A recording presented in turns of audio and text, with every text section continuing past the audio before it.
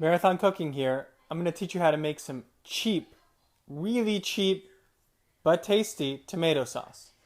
Now, first you're going to need some tomatoes. These organic whole peeled tomatoes will set you back $2 at Whole Foods. If you can find cheaper that tastes good, please write in the comments below what brand you buy and how much they cost. These are about $2. They're good. Jalapeno chili, if you want it spicy. This is optional, totally optional. An onion, less than $1, maybe 50 cents, maybe 25 cents, depending upon what market you go to. Salt, absolutely essential with your tomatoes. You can't make tomato sauce without salt. If you're on a salt-free diet, what I would ask is, can you just put a little bit in? Will that work for you? Because in order to make tomato sauce, you're going to need some salt. It's just not going to taste particularly good with pasta without any salt. Garlic, I'm going to use 5 cloves. And olive oil. I use the cheap stuff. This is Whole Foods brand. I only buy California olive oil for the most part.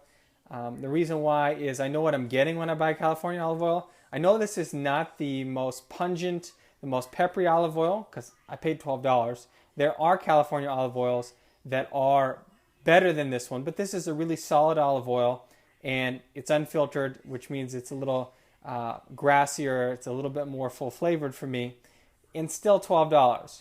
If you buy Italian olive oil or some other oil that's cheap, in my opinion, you're not going to get a very good product. You can get a great Italian olive oil, but you're going to spend $20 or $30 per bottle. Here I know what I'm getting, and I'm getting good, inexpensive olive oil from California. One other thing, when you're buying peeled tomatoes, please don't go buy DOP San Marzano tomatoes. The reason why is they're so expensive. And the other reason why is there's tomato fraud. I'm sure that if you go to Italy, which is Mario Batali's store, 23rd Street, and you go pay $6, you can get some fantastic San Marzano tomatoes. How do I know that? Because I've had them. They're really good. However, I will tell you straight up, if you're going to your local supermarket and you're buying something that says San Marzano, I don't really know that you're going to be getting something great. You have to pay a little bit more and they'll have the DOP seal. But again, to me, that's not worth it.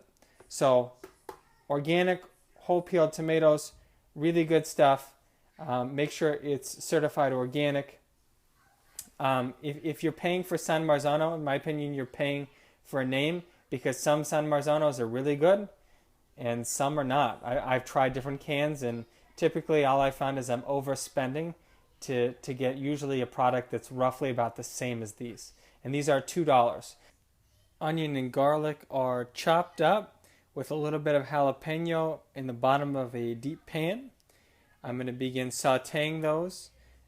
And the key here is if you're cooking it very hot, you're going to have to stir it often.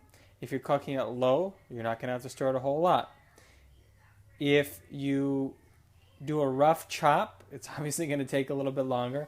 So if you're being lazy like me and you don't want to really spend a lot of time making sure your chopping is even or small, then it's going to take a little bit longer. And while this is going, it's going to take a bit. Go ahead and pour your tomatoes into a mixing bowl, a plastic mixing bowl. Make sure it's not aluminum. Pour your tomatoes into a mixing bowl. Again, these are whole peeled tomatoes. And what I did is I reached in and I smashed them with my hands. Once they're all smashed up, you're done. Also, run some water into the can just to get the last little bits from the can and then pour that in here. So there's maybe half a cup or a cup of water. It's not going to be a really big deal. As soon as my onions are translucent and my garlic is just starting to turn brown, then I pour the tomatoes into this and I let it go. I'm going to stir it occasionally. I'm going to cook it at a medium heat and it's going to take somewhere between 20 and 30 minutes. I'm going to add salt. If you're avoiding salt, you're going to add maybe a teaspoon of salt. But for me, I'm going to go with probably more than that. I'm going to taste it. I like a lot of salt in my tomato sauce. When I say a lot of salt, I think it's the proper amount, but you're going to have to know how much salt you like. If you're doing endurance events, this is going to be important because salt is important for your body because you're going to be sweating your salt out. Now, just to review here, this is $2. This is about $3 together because it's 2 plus 1 is 3. $3 for a meal, folks. Your pasta is going to cost $2 more. You just fed your family for $5. Good work. And that is a party right there. Here is the tomato sauce right after I added the tomatoes to the onions, garlic, and chili. As you note, it's at a very low simmer right now. It's going to stay with the lid off for probably 20 minutes. At that point, I'm going to look at the consistency. If the consistency is to the desired thickness, which should be a lot thicker than this, then I'll put the lid on. Put the lid on whenever it's the thickness you want and turn the heat down. If you want it to be thicker, keep cooking it. Taste it after 15 minutes, 20 minutes. See what you need. Salt, more chili. You make sure that you cook it the way you want. If you want it to be really thin, it'll be really thin. If you want it to be really thick, it'll be really thick. But you're in control here. And we are really close to being done. This is almost ready to have our pasta added to it. Now, a real critical element here is you're cooking your pasta.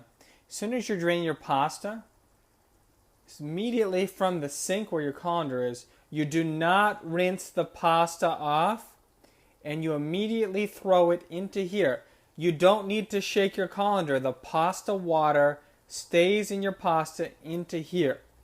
Again, a little bit of pasta water from the pasta is fine. Don't shake the colander out and lose all that starchy goodness. It's going to help bind your pasta. If you want, you can even take a mug and dip the mug or a Pyrex measuring cup into your pasta and get maybe half a cup, and just pour just a tiny little bit into your sauce right before you add your pasta in, and it'll help bind the whole thing. Now, the one question you might be asking is, this has leaves in it. You didn't tell me I needed to buy a particular leaf. You didn't tell me I needed to buy basil. Well, what I did is I scrounged around in my refrigerator and I said, what can I add in here? Because part of the reason why I'm doing these videos is I want people to start using what is in their kitchen, and I want you to start buying healthy things. Instead of following recipes that say you need to buy basil, which costs $4, which is going to last you maybe a day or two in your refrigerator. It's going to go bad really quickly. I said, I have cooking greens in my refrigerator. So I threw a bunch of those in there and I let them cook in the sauce. Done. Much more nutritious. I got chard in there. I got kale in there. I have a whole bunch of other greens in that mix. Again, it's whatever is in your refrigerator. I had this, so why not make my pasta more nutritious? This is something that's not going to happen with your store-bought sauce. So we were at $3 before I added the greens. I might be close to $4 now for this whole big thing of sauce. And again, I'm cooking my pasta al dente, draining it, it's going in here, and I'm going to finish the pasta in the sauce. Good luck, keep marathon cooking.